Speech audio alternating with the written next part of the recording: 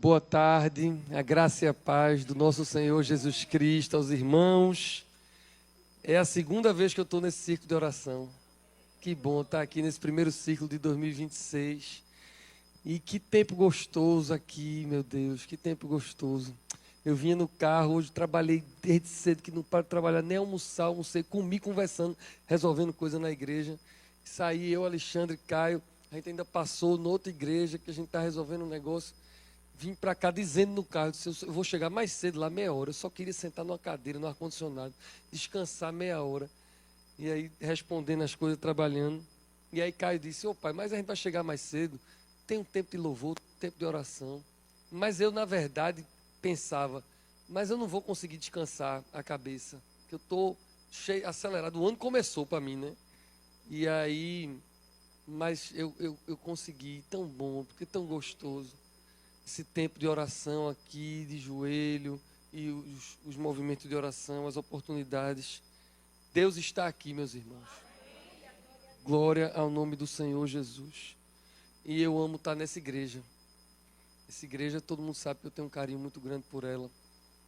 Desde sempre. E agora mais ainda, por causa do pastor Zé. E tanta gente querida aqui, pastor Bruno. Cheguei cedo, estava conversando com ele, Cris, todo mundo, todos vocês. Apesar de Anderson, eu amo a igreja. É nada, ele sabe que ele é meu e boi no lambe. Eu gosto demais desse matuto também. E a irmã, eu estava dizendo a eles que você é uma irmã persistente, não é? Ela disse, bicho, vai ser o dia do ciclo de oração e tem hora que eu não consigo prever minha agenda para estar numa quarta-feira de tarde. Mas ela insiste, ela é daquela que insiste. E ela vence, mas é bom isso, porque depois que eu digo que venho, é um privilégio estar aqui. Mas antes é um aperreio para mim, porque a agenda é muito difícil, muito difícil. E quando eu venho no ciclo de oração aqui, já é a segunda vez, eu vim no ciclo de oração, e da outra vez eu postei, dessa vez eu não vou nem postar, porque eu estou diminuindo as postagens, porque aí o povo liga e faz, se o senhor foi lá, aí eu tenho que ir para vários outros lugares. Antigamente eu ia visitar um discipulado e postava, agora eu fico tentando não postar, porque aí os discipulados querem que eu vá também. Mas é tão bom estar aqui. Eu estou com uma palavra no coração que eu quero compartilhar com vocês. Vocês podem ir abrindo um texto muito conhecido, Lamentações capítulo 3. Vão abrindo Lamentações capítulos 3. Mas deixa eu dizer por que eu escolhi esse texto. Quando um pregador, eu não sei se Sil sente isso, se Zé sente isso, mas quando a gente é chamado para pregar, acho que a maior dificuldade que a gente tem é de entender o que Deus quer falar. Se Deus disser o texto, depois está tudo certo, é mais fácil, porque a gente já estudou a palavra, a gente conhece a palavra. Eu não sei se é a experiência de vocês, mas a minha é essa, o que é que Deus quer falar é o mais difícil. Depois que isso vem, aí tudo fica mais fácil, né? E eu vou explicar como foi que veio a vontade de falar nesse texto hoje. É porque mais tarde, às 19h30, eu vou inaugurar mais uma igreja na nossa diocese. E o nome dessa igreja é Missão da Esperança. E aí, quando eu estava orando, pensando na Missão da Esperança, que nós vamos inaugurar hoje, então essa palavra esperança ficou muito forte. E eu tenho algo no meu coração para falar lá de noite, mas fiquei com esse negócio de esperança. E aí, obviamente, que lembrei desse texto. Lamentações, capítulo 3, a partir do 21. Todo mundo conhece esse texto, mas eu vou pedir para alguém ler. Quem é que tem uma voz poderosa? Sil, tu é desse, Sil, tu é poderoso. Levanta aí, fica em pé e vamos ler do 21 ao 25.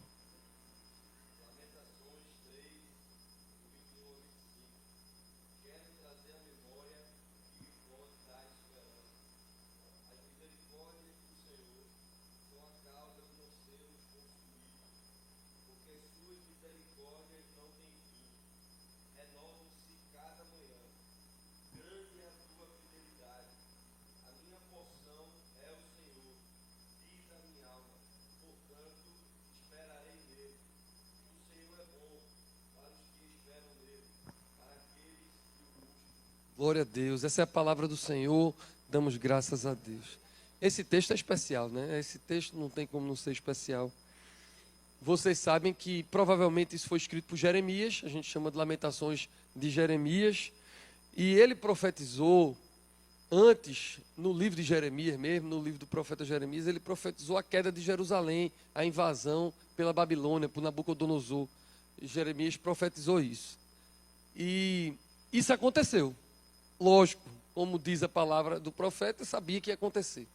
Quando aconteceu de Jerusalém ser invadida pela Babilônia, ele podia ser um profeta que ia dizer, está vendo? Eu não disse. Não é? Mas ele é um profeta que chora. Ele é um profeta que lamenta. E está ali um professor que vai dizer melhor do que eu, que é o pastor Bruno. Mas o povo chama ele do profeta chorão, né? Eu odeio isso. Quando eu estudei isso há 20 anos atrás, eu me indignei profundamente. Mas muita gente chama ele do profeta chorão, porque o nome do negócio é Lamentações. E ele, de fato, chora por Israel naquele tempo. E eu não gosto por duas razões. Eu não gosto de chamar do profeta chorão, porque eu acho que diminui e xinga quem chora. E eu choro. Aí quando o cara chama chorão, é como se você estivesse xingando alguém. E como eu choro muito, eu não gosto de ser chamado de chorão. E eu tenho ficado um velho chorão. Cada vez eu choro mais. A idade está chegando, eu estou chorando mais. Hoje eu fui fazer o gabinete com uma moça lá da Recon, que eu gosto demais. Gosto feito um pai e uma filha. E ela foi lá conversar comigo, e eu estava online com o noivo dela. Era eu e ela, e o noivo no celular, que ele está longe. E ela chorava, e eu chorava.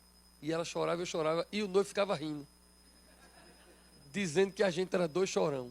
Aí eu disse, não faça isso não, que eu vou pregar sobre Jeremias hoje. Eu estou dizendo que eu não gosto que a gente é chamado de chorão, não. Mas mais importante, a razão pelo qual eu não gosto quando a gente chama de Jeremias de chorão, é porque se você chama chorão, acaba que você não valoriza o choro. E eu vim aqui para dizer hoje à tarde para vocês, valorize o seu choro. As suas lágrimas têm valor.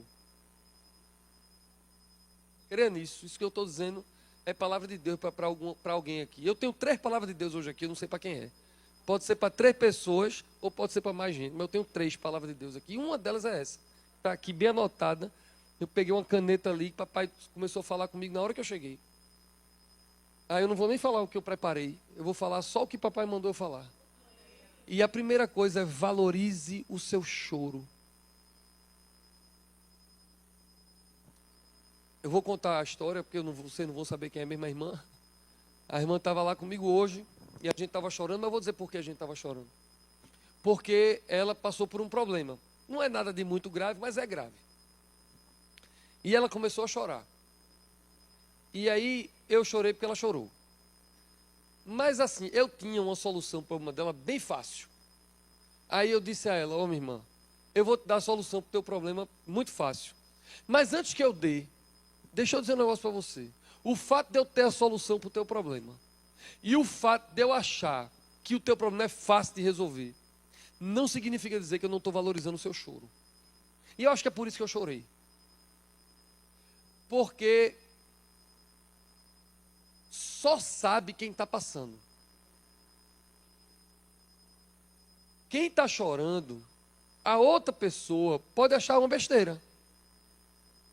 Mas só sabe aquele que passa. Aí eu disse a ela, eu não estou passando pelo que tu está passando. Então na minha cabeça tudo é fácil. E eu vou dizer tudo que a gente vai resolver para a tua vida aqui. Nessa hora o noivo dela ainda não estava online, era eu e ela. Mas o fato de eu ser pragmático e o fato de eu chegar e dizer tudo, não é porque eu não estou levando em consideração o seu choro. E aí ela chorou mais ainda. E eu disse a ela, e eu sei que foi uma palavra rema de Deus para ela, na hora veio e eu disse assim, Deus deixou você passar por isso que você está passando, porque Ele quer pegar esse choro e transformar você, preparar você para o próximo ciclo.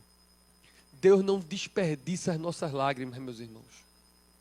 Deus não desperdiça as nossas lágrimas. Sabe por quê? Porque o nosso choro de hoje tem nada a ver com o texto, eu sei disso, mas é porque eu preparei uma coisa e papai mandou falar outra. Aí não fiquem preocupados muito com o texto, não. Eu quero falar de choro agora. Quando a gente está chorando, quando a gente está sofrendo, é ruim e dói. Mas às vezes é a forma, é uma maneira de a gente aprender para outras estações.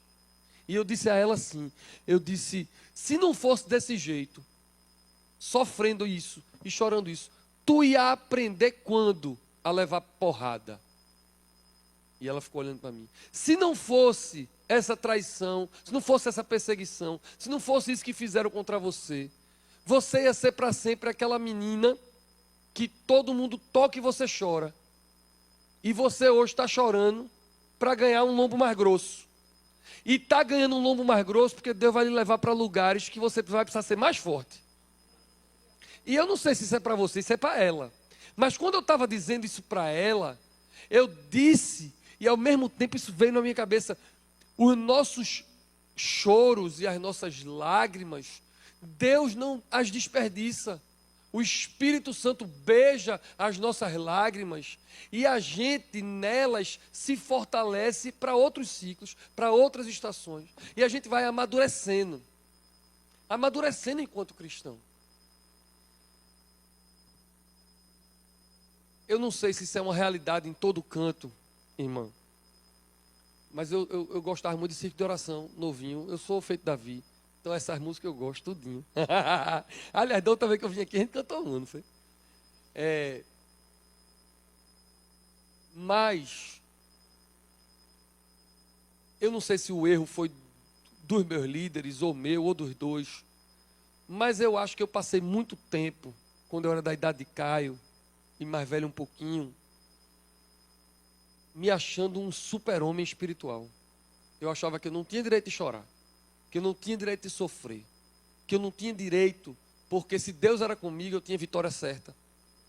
Eu acho que eu fui mordido um pouquinho, eu não admitia isso, nem pregava isso, porque a minha igreja era uma igreja saudável, meu pastor não deixava, mas um pouquinho lá dentro, não o que eu falava, eu nunca preguei isso, mas lá dentro eu fui mordido um pouquinho, por um pouquinho de triunfalismo, um pouquinho de teologia da prosperidade, que eu não dizia, eu não pregava, não ensinava, mas eu vivia como se eu não tivesse direito de chorar, como se eu não tivesse direito de sofrer. E durante muito tempo eu fui muito duro. Comigo mesmo e com os outros. Porque a régua que você tem para você, você bota para os outros. E eu perdi empatia. Eu deixei de chorar com quem chorava, porque eu queria o tempo todo fazer com que a pessoa sorrisse, com que a pessoa vivesse em novidade de vida e vitória. Mas tem hora que a pessoa quer um homem para chorar junto. Tem hora que alguém quer um abraço e o silêncio. E não a solução dos problemas. E eu queria ser a solução dos problemas de todo mundo. Então a primeira coisa que eu quero dizer é essa. Deus não desperdiça o seu choro. Tem gente aqui que está em lágrimas. E deixa eu dizer um negócio. Vai ser difícil de ouvir, mas talvez essas lágrimas sejam importantes, necessárias, para Deus mexer em você. E Deus vai amadurecer você, para que você chore outras lágrimas depois. Mas essas vão regar a sua fé. Kleber Lucas fez aquela música, né? As nossas lágrimas serão para regar a nossa fé. Não tem um negócio desse, né? Consolar o nosso coração.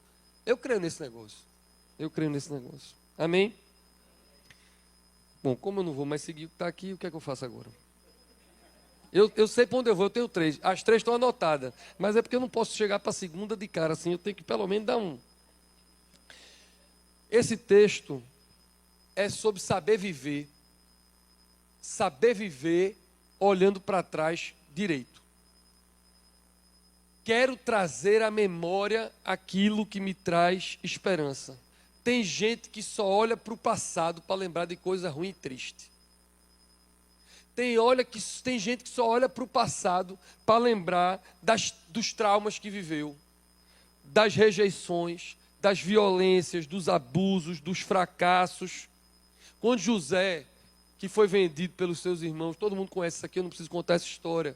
Lá na frente, olhe, a gente costuma contar essa história contando a vitória de José depois. Mas José não sofreu pouco, não. De a turma querer matar ele, mas vender ele como escravo, e ele ser acusado injustamente pela mulher de Potifar. Passou anos preso. Não foi um dia nem 2 dias, anos preso. para depois ter aquele encontro com os irmãos dele que fizeram aquilo ali tudo com ele. Ele podia olhar para trás e só olhar sofrimento, porque teve muito. Aliás, só teve. Até ali na vida dele, só teve. Mas o que é que ele diz para os irmãos dele lá no final? Ele diz: Deus transformou o mal que vocês intentaram contra mim em bem. Isso é que é saber olhar para trás e ter esperança. Ele podia olhar para trás e só ter vingança contra os irmãos, mas não se vingou dos irmãos, não matou os irmãos. Ele podia olhar para trás e só olhar para o tempo preso, com aquele padeiro, miséria com todo mundo ali, ou para o tempo de ser acusado injustamente. Tem gente aqui que é acusado injustamente e fica lembrando de quando foi acusado injustamente. José passou, ele não estava mais lembrando do tempo que ele foi acusado injustamente pela mulher de Potifar. Ele não estava mais lembrando de ter sido perseguido pelos próprios irmãos que quiseram matar e depois decidiram vender. Ele olhou para trás e ele entendeu que aquelas lágrimas que ele deve ter chorado naquele poço, e depois naquela caravana para o Egito, e depois naquela casa, e depois na prisão, todas aquelas lágrimas, Deus não desperdiçou. E Deus transformou aquilo tudo em bem para ele virar o governador do Egito e poder abençoar a nação inteira de Israel. Então, aprenda a olhar para trás e lembrar das coisas que lhe dão esperança. Você vai se assustar de saber, nesses eventos que a gente faz, cursilho, seminário, eu estou me preparando agora para o SOSO. E esse é o pior de todos nisso que eu vou falar agora. Você vai se assustar de saber como o povo chega lá preso no passado. Acaba estar em 2026 com 50 anos de idade e vai conversar e chega um negócio de 30 anos atrás do que o pai dele disse a ele. De 25 anos atrás de que a mulher fez com ele. De 12 anos atrás. É um negócio preso num trauma, preso numa história, preso num não, preso numa rejeição, preso num fracasso. É assustador.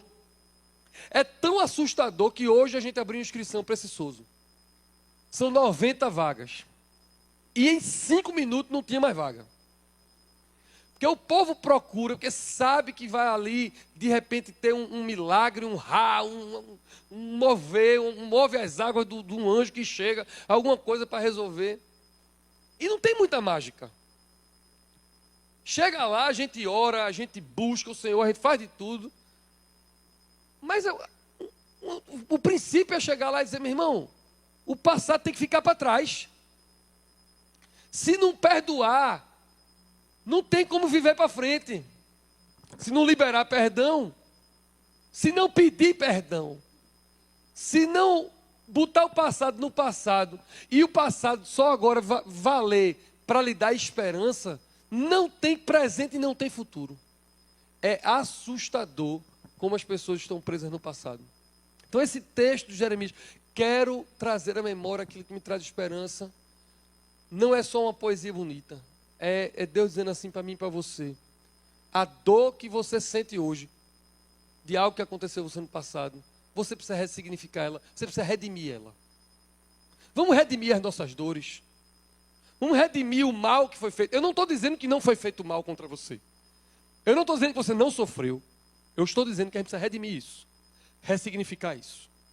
A gente tem que começar a dar valor às lágrimas que a gente derramou.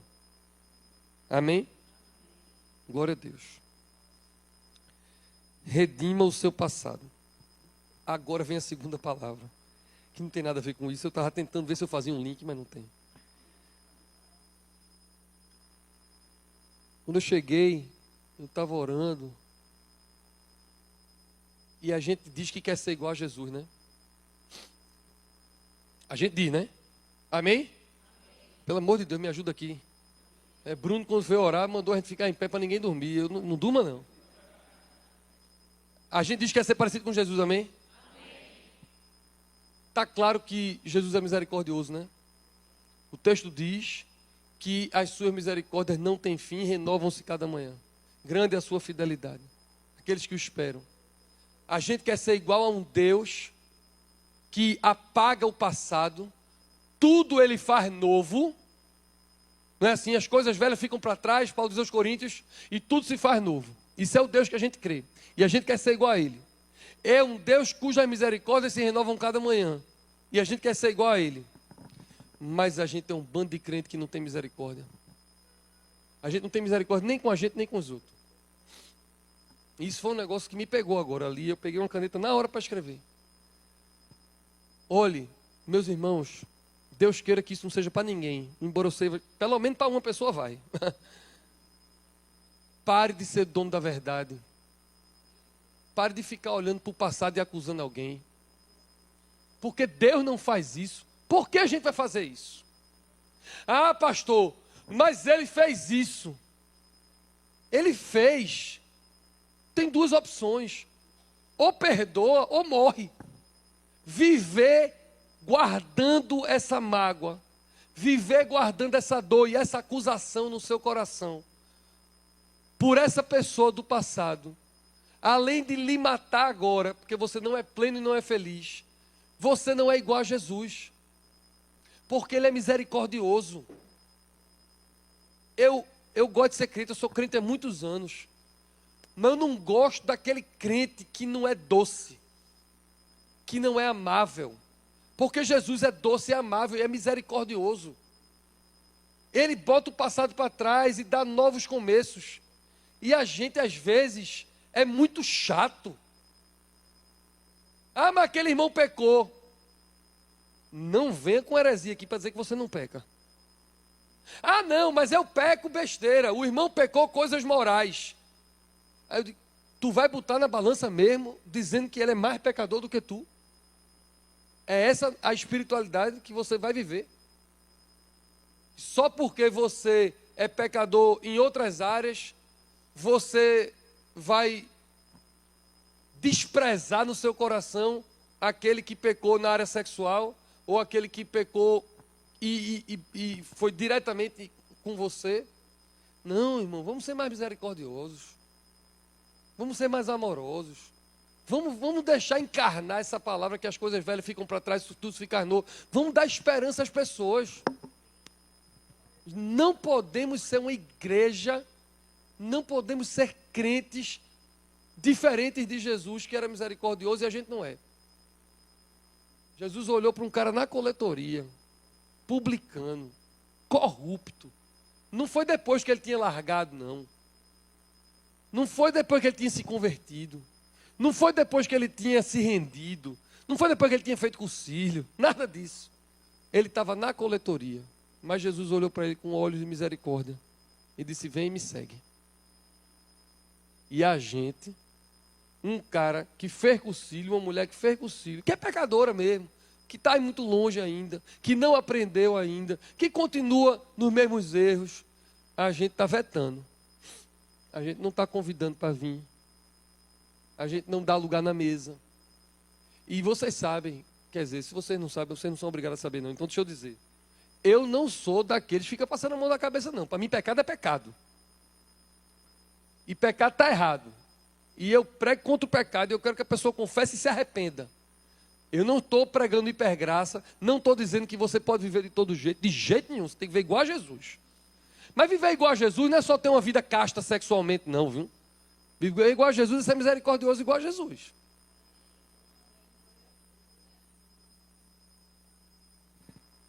Amém. Deixa eu ir para a terceira, que é o mais importante.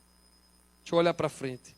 As misericórdias do Senhor são a causa de não sermos consumidos, porque suas misericórdias não têm fim. O que eu tinha preparado para falar era o passado e o futuro, né? Olhar para trás e redimir as memórias e olhar para frente com esperança. Aí Deus foi me dando essas outras palavras agora, mas quando eu falei aqui em olhar para frente, é porque a Bíblia sempre nos ensina a olhar para frente. Desde a queda, em Gênesis, quando Adão cai, imediatamente já vem um olhar para frente, porque há a promessa de que a serpente vai ser esmagada pela semente da mulher. Então a gente está ali, já começa a ter a esperança de tudo, anunciando essas coisas. Então quando ele diz que as misericórdias se renovam cada manhã e não tem fim, ele está apontando para o futuro. Que hoje a gente está com misericórdia, daqui a 2 meses a gente vai ter, daqui a 10 anos, se Jesus não voltar, a gente vai ter misericórdia, não tem fim. Então eu ia pregar isso. Aí quando eu chego aqui, aí papai fala comigo, mas e esses que são misericordiosos? Como é que eles se comportam no futuro? Se eu creio que as misericórdias do Senhor não têm fim, mesmo que a pessoa seja uma pecadora hoje e amanhã volte a pecar, como é que eu me comporto? Você já imaginou Jesus? Porque tudo isso aqui, meu irmão, Lamentações de Jeremias, tudo isso aqui é sobre Jesus Cristo. Alguém tem dúvida disso? Não. A palavra toda é sobre Jesus. Alguém tem dúvida disso? Não. Isso aqui é Jesus, purinho. Ele é que é a misericórdia. Tá certo? Você já imaginou Jesus vivendo reclamando? Já imaginou Jesus murmurando o tempo todo? Porque tem uma frase aqui que eu anotei e que eu disse, eu vou dizer isso. E as irmãs que são do fogo vão achar que eu sou ingênuo. O que é uma frase que eu anotei aqui? Eu disse, quem é crente e entende esse texto que a misericórdia não tem fim, tem esperança sempre de que alguma coisa boa vai acontecer. Aí alguém vai dizer assim, peraí, deixa de ser ingênuo, deixa de ser menino. Nem sempre alguma coisa boa vai acontecer. Eu digo, não. Alguma coisa boa vai acontecer com certeza. Talvez não seja a coisa boa que você quer, mas alguma coisa boa vai acontecer. A gente no concílio canta uma música que diz assim, reunidos aqui só para louvar o Senhor, novamente aqui em união, algo bom vai acontecer, e isso não é charlatanismo. É porque se eu creio que as misericórdias do Senhor vão se renovar amanhã e depois da manhã na minha vida, algo bom vai acontecer. Ser esperançoso de que Deus vai agir e vai me abençoar não é ingenuidade, é fé de que Deus é misericordioso para não dar aquilo que eu mereço, porque misericórdia é isso, não dá o que eu mereço, e se Ele não vai dar o que eu mereço, eu posso ter esperança de que as coisas vão melhorar, amém? Pronto, isso é o que eu tinha preparado para dizer. Aí quando eu estava com isso preparado para dizer, aí Jesus chega para mim e diz assim, quem vive assim, sabendo que amanhã vai acontecer alguma coisa de bem, de bom, algo bom Deus preparou para mim. Eu consigo viver murmurando hoje? E porque eu só vivo no jeito crente, dizendo que ora e que passa 10 minutos orando no chão e 30 minutos em casa e que reclama de tudo. Por que eu vejo crente que não dá um sorriso? Por que eu vejo crente que toda palavra que sai da boca é para fazer uma crítica? Não tem um elogio, não tem um encorajamento, não combina vida de oração interior com uma vida de reclamação, de murmuração e de crítica. Acabou-se, não combina. Se você é uma pessoa cheia de Deus, entendeu que as misericórdias de Deus são para você e que se renovam amanhã, e que você pode olhar para o passado, redimir na sua memória, trazendo o que está esperando. Se você é assim, necessariamente você vai ser doce como Jesus, feliz como Jesus. Bruno, quando começou a orar aqui, ele disse, a gente vai orar como sendo o povo mais feliz da... É assim. Tem que ser, não é meninice, não é ingenuidade, não é eu querer que todo mundo seja bonitinho, poliana, não é. É porque é Jesus. No caos, Jesus era esperançoso. Na cruz, pregado, ele estava pensando em João e Maria, em quem é que ia cuidar de quem. Pregado, ele estava perdoando os soldados que estavam fazendo aquilo ali com ele. O Jesus não tinha murmuração. Com Jesus não tinha uma crítica em cima da outra. Com Jesus tinha ser manso e humilde de coração. Ser doce. Vamos restaurar uma igreja de pessoas... Eu tenho mais tempo? É porque eu vi o Cine embora, eu fiquei nervoso com a hora. São 5h38, eu tenho que acabar já mesmo. Mas eu quero restaurar que a gente entenda que uma pessoa cheia de Deus, não só quando uma pessoa diga que está orando 1 hora. Mas quando ela terminar de orar, se ela tem um sorriso no rosto. Ela pode estar chorando também, não tem problema não. Mas a gente é tão doido que a gente chora rindo. É isso mesmo. A gente tem direito de chorar e chora, mas às vezes a gente chora rindo, porque a gente sabe que a gente tem esperança. Eu preciso restaurar essa imagem de que o crente é aquele que vive sorrindo. Quando eu era criança, menos de 5 anos de idade, Davi, isso aí tu não vai lembrar não. Talvez alguém aqui lembre. Tinha uma música que eu cantava no meu encontro. O encontro de criança começava com 7 anos. Eu fui para um encontro que era encontro júnior, com 5 anos de idade. E lá eu aprendi a seguinte música. Dê um sorriso só, sorriso aberto só, sorriso certo, cheio de amor. Quem tem Jesus gosta de cantar, vive sempre sorrindo, mesmo quando não dá. Tropeça aqui, oi, cai acolá. Levanta e começa a cantar. Veja, isso não é um ensino para ensinar o povo a ser besta. Isso é a verdade do Evangelho. Quem tem Jesus gosta de cantar. Acabou-se. Pode não cantar bem feito Caio, mas canta. Vive sempre sorrindo. Eu postei um vídeo desse irmão querido aqui, ontem ou foi anteontem, que eu já estou perdido, acho que foi anteontem. Depois do acidente que viveu, do testemunho que ele conta, você olha para ele e é assim, ó, eu conheço todos os dentes dele. Eu creio que isso é um homem cheio de Deus. Porque se não fosse, estava murmurando. E estava olhando para trás e não tinha memória redimida. Só ia lembrar daquilo que causa dor. É esse tipo de crente que a gente tem que restaurar a imagem. Crente que sorri, que é leve, que se diverte, que joga bola, que toma banho de mar. A gente vive no litoral. Vá tomar um banho de mar. Vá tomar um banho de mar. Tem crente que não faz mais isso. Ah, mas eu vou passar 4 horas num ciclo de oração orando. Você está rasgando as suas vestes e não está rasgando o seu coração. E Joel diz, rasga o coração e não as vestes. Ah, mas eu estou na igreja domingo de manhã, de tarde, de noite, eu também estou. Mas Paulo diz que a circuncisão que vale não é a do prepúcio do pênis, que é a aliança. A circuncisão que vale é a do coração. E o seu coração não está em Deus se você vive murmurando. Amém? Eu quero pedir perdão, porque eu peguei um texto e não falei do texto. Mas eu quero terminar com uma coisa. Eu vou fazer uma capela. Davi, eu acho que tu sabe cantar essa música. Vem cá. Se tu souber, tu canta comigo. Se tu não souber, eu canto sozinho. Mas vai ser sem acompanhamento, porque não é da época desse povo. Não. Esse povo não sabe cantar, não. Vê se está funcionando. Tu sabe isso aqui, né? Só lê. Tu sabe, não sabe? Eu sei que tu sabe. Tu acha que eu ia te chamar. E tu não sabe. Veja. Essa música que a gente vai cantar, e vocês vão cantar porque todo mundo sabe. Até os meninos do worship sabem, porque ele é um clássico. Ei, Rose. Isso que a gente vai cantar agora é que é um clássico, viu? A outra era velha mesmo. Essa é clássica. Foi feita por um cara, veja só. A história dele é a seguinte. Ele era muito rico nos Estados Unidos. Mas teve um incêndio e ele perdeu tudo. Ele tinha comércio. Ele perdeu tudo que ele tinha. E ele só ficou com a família. A família era ele, a mulher, um filho e 4 filhas. E ele perdeu tudo, mas ele era crente. E quando ele estava se preparando para resolver a vida de um jeito, o filho que ele tinha morreu.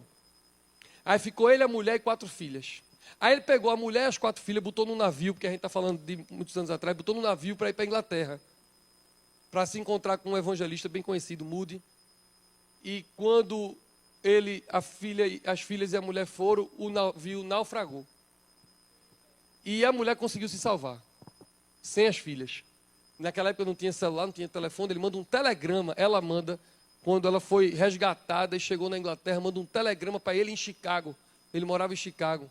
E o telegrama só podia dizer assim, naquela época eu não podia escrever muito, era viva, porém só. Ele entendeu que as 4 filhas dele tinham morrido. O filho já tinha morrido. Ele já tinha perdido tudo.